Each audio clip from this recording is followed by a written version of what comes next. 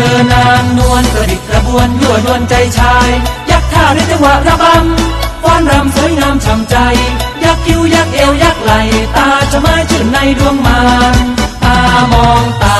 สายตามาจ้องมองกันรู้สึกเสียวซ่านหัวใจเห็นปุ๊บให้เกิดรักเห็นปั๊บให้เกิดหลงฉันจึงเข้าโค้งเธอทันใดฝากรักหมดหัวใจให้สร้างไว้โปรดได้เมตตาเธอรำช่างน่าดูถ้าแม้นรำคู่จะเป็นบุญญาพี่จึงรำเข้าหาฝากรักดังว่าโดยท่ารำไทยน้องอนงเธอจงเมตตาน้องกันดาเวทนาดวงใจรับรักฉันหน่อยได้ไหมแม้ไม่ได้ฉันวายชีวิต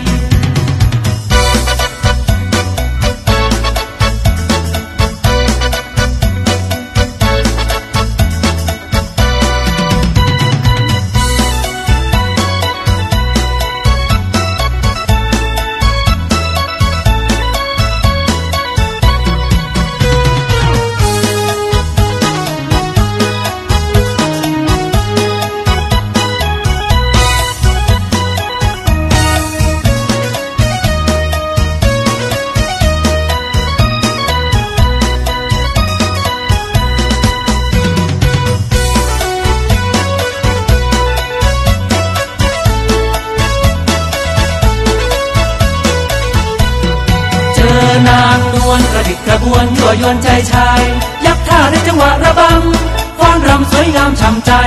ยักคิ้วยักเอวยักไหลตาจะไม้ชื่นในดวงมารตามองตาสายตามาจ้องมองกันรู้สึกเสียวซ่านหัวใจเห็นปุ๊บให้เกิดรักเห็นปั๊บให้เกิดหลงฉันจึงเข้าโค้งเธอทันใดฝากรักหมดหัวใจให้ซ้ำไว้โปรดได้เมตตาเธอรำช่างน่าดูถ้าแม้นรำคู่จะเป็นบุญญาพี่จึงรำเข้าหาฝากรักดังว่าเวท่ารำไทยน้องอนงเธอจงเมตตาน้องกระดาเวทนาดวงใจรับรักฉันหน่อยได้ไหมแม้ไม่ได้ฉันวายชีวิต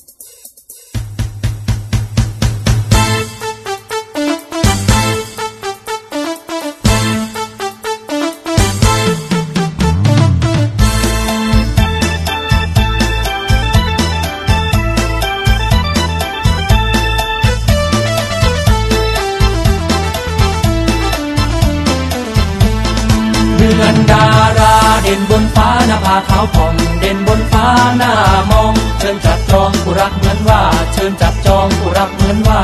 วาดอกอะไรรำพึงคิดถึงอะไรรำพันฉันได้ไฟฝันแสงจันทร์ส่องลาเดือนก็งายเย็นพระพายพัดมาเรื่องรื่นอุราฉันอยากจะหาคู่ใจฉันอยากจะหาคู่ใจเดือนปราณีอย่าลบลี้และมีหน้าเจ้าโปรดได้เมตตาเวทนาให้ชมชิดใกล้เวทนาให้ชมชิดใกล้กอดหน่อยจะคงยินยอมขอหอมจะคงยินดีคงไม่นายนี้ให้พี่หม่นไม่เดือนรูปสวยงามสำรวยน้ำใจคงเอื้อเยื่อใยฉันผู้ยากไร้แน่ฉันผู้ยากไร้แน่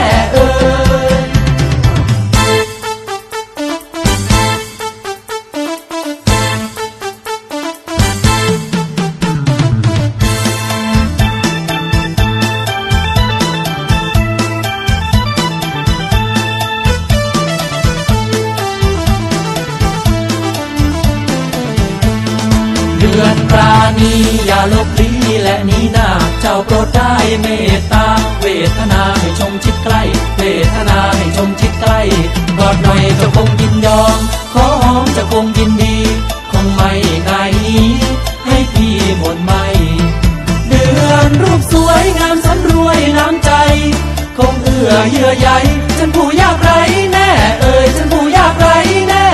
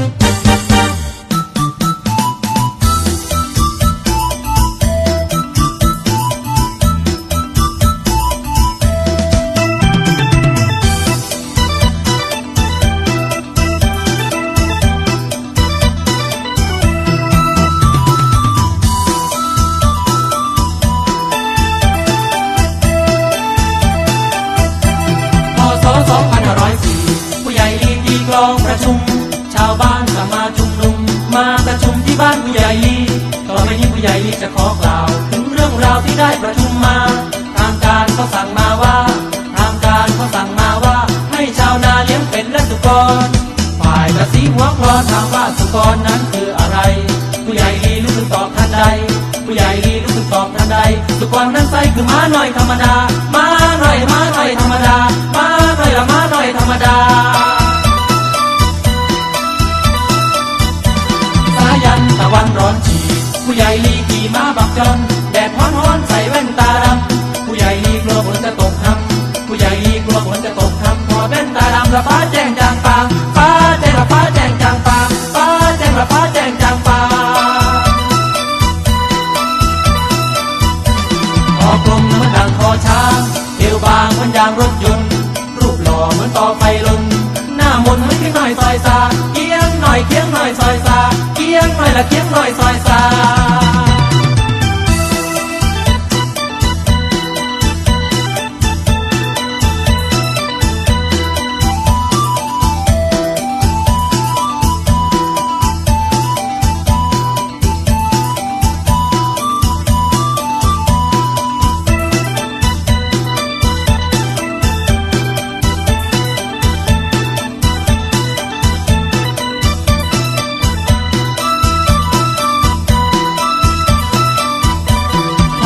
2504ผู้ใหญ่ลีตีกลองประชุม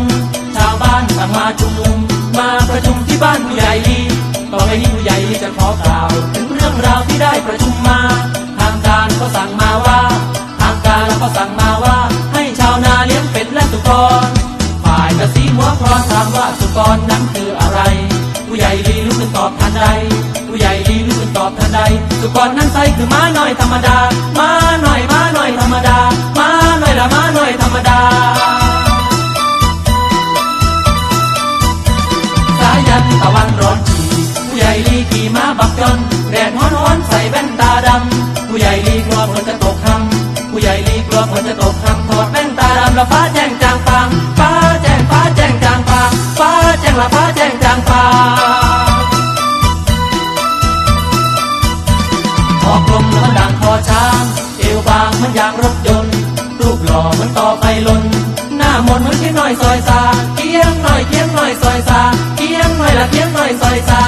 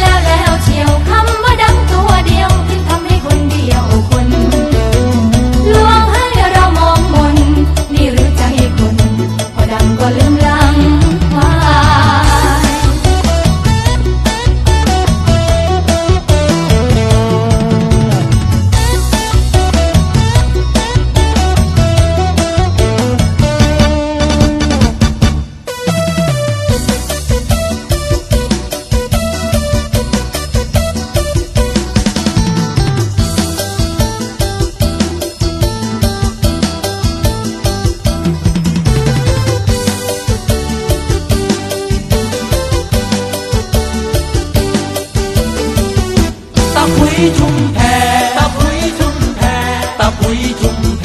แกส่งลูกเรียนอยู่ปีสุดท้ายจบออกมาคงได้เป็นนายคนแกขายนาขายควายขายไปหมดตัวเหลือไว้ตัวเดียวได้มาเท่าไรส่งให้ลูกเรียน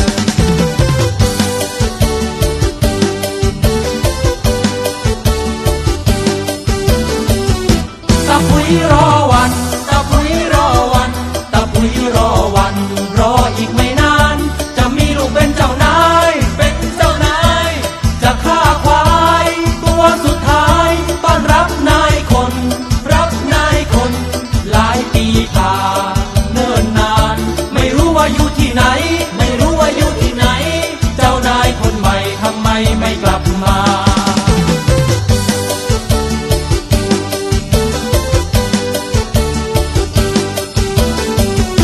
ตาปุ๋ยดีใจพบเพื่อนลูกชายเข้าไปถามไอ้น้อยมันอยู่ที่ไหนแค่ป้าตายเพื่อนมันบอกให้ไอ้น้อยเสียคน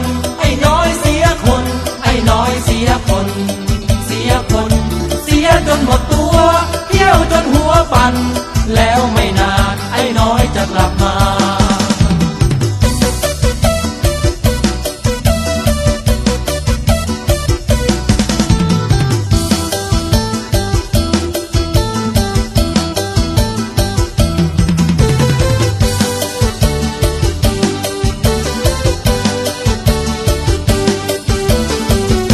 ตาปุ๋ยดีใจพบเพื่อนลูกชายเข้าไปถามไอ้น้อยมันอยู่ที่ไหนแค่ป้าตายเพื่อนมันบอกให้ไอ้น้อยเสียคน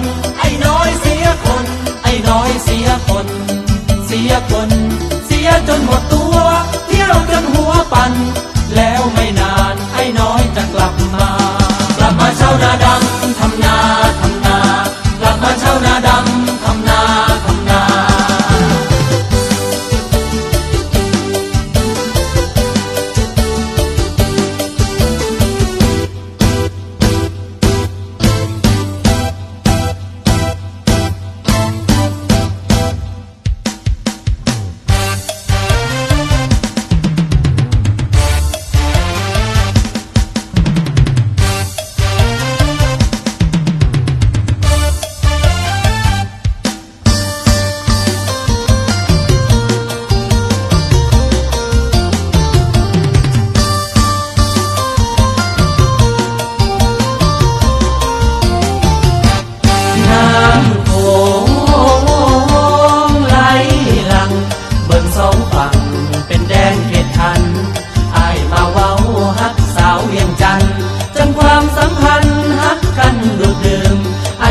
บ่ลืมเวียงจันทร์เวียงใจ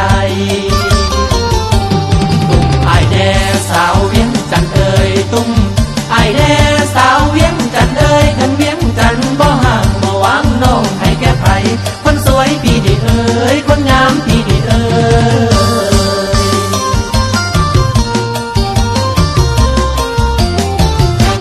โอ้หนอสาวเวียงจันทร์เอ่ยอ้ายบ่เคยฮักสาวบ้านใดถึงอ้ายสิอยู่ถิ่นแฟนแดนไกลอ้ายเป็นคนไทยหัวใจฮักจริงน้องอย่าประวิงยานอ้ายหลอกลวงตุ้มอ้ายแด่สาวเวียงจันทร์เอ่ยตุ้มอ้ายแด่สาวเวียงจันทร์เอ่ยคันเวียงจันทร์บ่ห่างบ่วางน้องให้แก่ไผคนสวยพี่นี่เอ่ยคนงามพี่นี่เอ่ย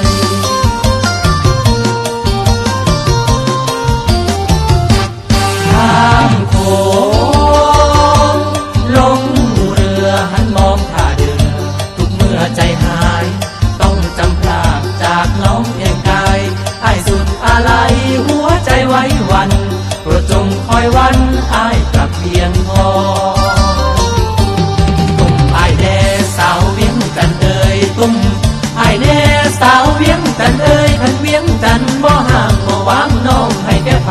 คนสวยพี่นี่เอ่ยคนงามพี่นี่เอ่ย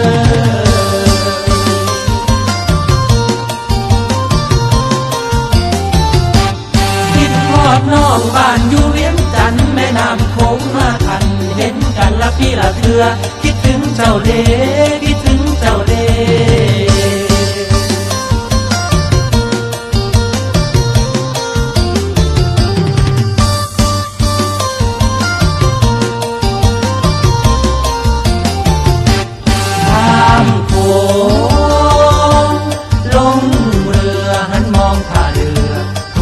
ใจหายต้องจำพลากจากน้องเพียงกายอ้ายสุดอาลัยหัวใจไว้วันโปรดจงคอยวันอ้ายกลับเพียงพอตุ้มอ้ายแน่สาวเวียงจันเอ่ยตุ้มอ้ายแน่สาวเวียงจันเอ่ยคันเวียงจันบ่ห่างบ่วางน้องให้แก่ไผคนสวยพี่นี่เอ่ยคนงามพี่นี่เอ่ย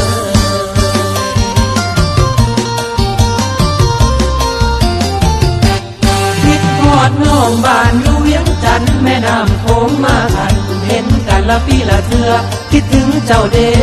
คิดถึงเจ้าเด้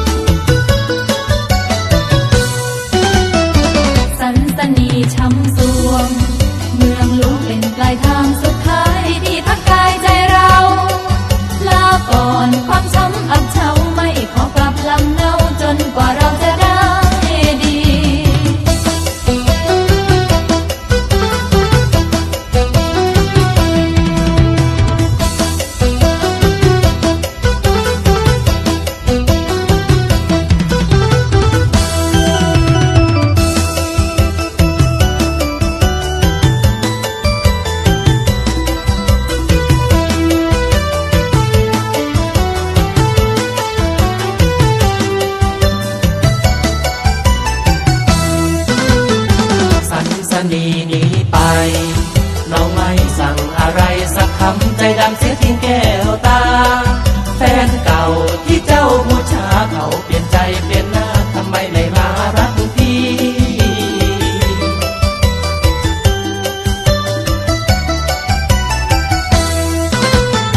ถึงยังไงก็ตามคนงามพี่จะตามเอามารักษาแผลใจคนดีเป็นห่วงแม่สันสนีหากได้ยินเสียงพี่ให้คนดีจงย้อนมา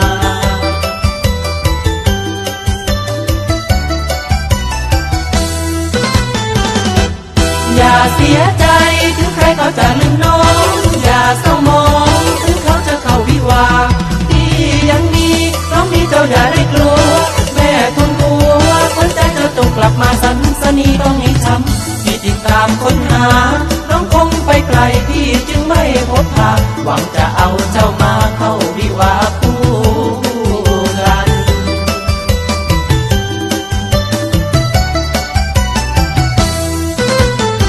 สันสนีแก้วตา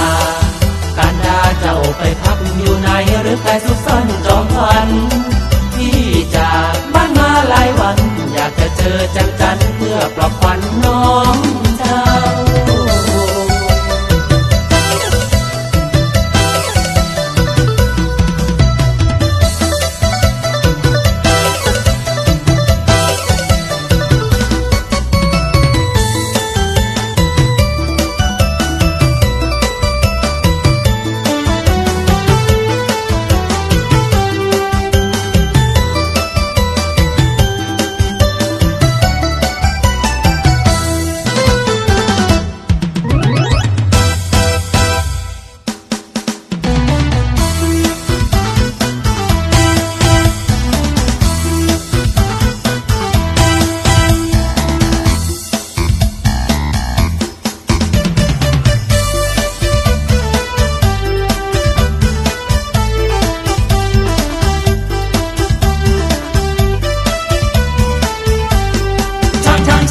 ช้างน้องเคยเห็นช้างหรือเปล่าช้างมันโตไม่เบาจมูกยาวๆเรียกว่างวงมีเขี้ยวไต่งวงเรียกว่างามีหูมีตาหางยาวช้างน้องเคยเห็นช้างหรือเปล่าช้างมันโตไม่เบาจมูกยาวๆเรียกว่างวงมีเขี้ยวไต่งวงเรียกว่างามีหูมีตาหางยาวเพราะช้างเดิมเป็นสัตว์ป่าคนจับเอามาไว้ขี่ไว้ใช้เอาไว้ลากสูงลากไม้ล้มตายลงไปก็ตัดเอามาแต่เดี๋ยวนี้ช้างตกงานเพราะรัฐบาลท่านสั่งปิดป่าจึงต้องหาเลี้ยงชีวาด้วยการเข้ามาร่อนเร่ในเมืองช้าง